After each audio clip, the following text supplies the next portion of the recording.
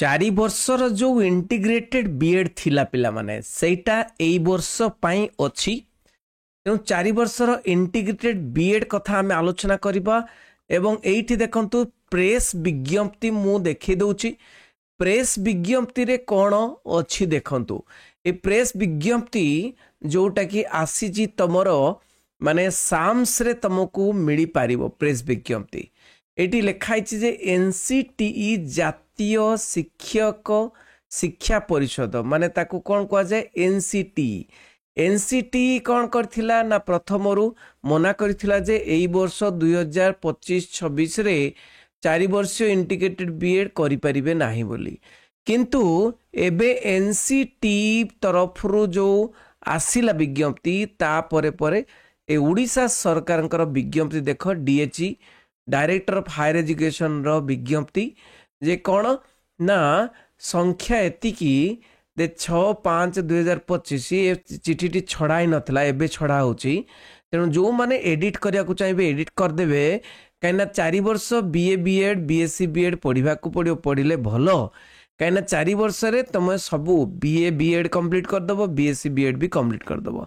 तेणु यहाँ गोटे सुजोग शेष सुजोग 25-26 शिक्षा वर्ष रे 4 वर्ष integrated BA BEd BSc B Ed पाठ्यक्रम पाई नाम लेखा प्रक्रिया बलवत्तर रखागला। बलवत्तर रखागला माने कौन माने आगुरु जो उठी जाइतिला हटी जाइतिला बीए बीएड बीएससी बीएड 4 वर्षिया बीएड साम्स रो एडमिशन माने +3 आमे अप्लाई करूथले। +3 सहित जो इंटीग्रेटेड बीएड अप्लाई करूथले बीएड अप्लाई करूथले सेटा माने कौन हटी जाइतिला नहीं कि गोटे इनफॉरमेशन आसतिला हटी जाइतिला बोली। वर्तमान बीए बीएड बीएससी बीएड पाठ्यक्रम नामलेखा प्रक्रिया एडमिशन बलवत्तर रखागला माने कंटिन्यू रखागला। ठीक अच्छी। तेणु एनसीटी रो अनुमोदन क्रमे अनुमोदन कर एनसीटी कहला मु तुमको कही एटा आसब निहाती एथि संबंधी आवश्यक निर्देशावली सान्स पोर्टाल माध्यम रे परवर्ती समय उपलब्ध हेबो बोली लिखाई किंतु सान्स पोर्टाल रे तमे अप्लाई करि परिबो। तो ओडिशार समस्त छात्रार्थी यार सुजोग नेबाकू अवगत करागला। समस्त सुजोग नेबे इंटीग्रेटेड 4 ईयर बीएड रो इंटीग्रेटेड बीएड रो सुजोग नेबे मार्क अनुसार नहीं कि मार्क अनुसार एटा तुमको दिया जीवो। तेणु किसी असुविधा नहीं अप्लाई करि परिबो।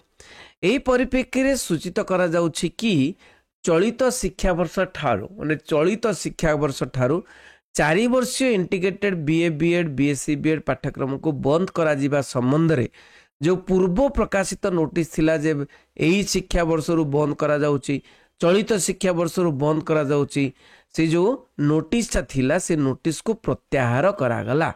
नोटिस ता को प्रत्याहार करागला।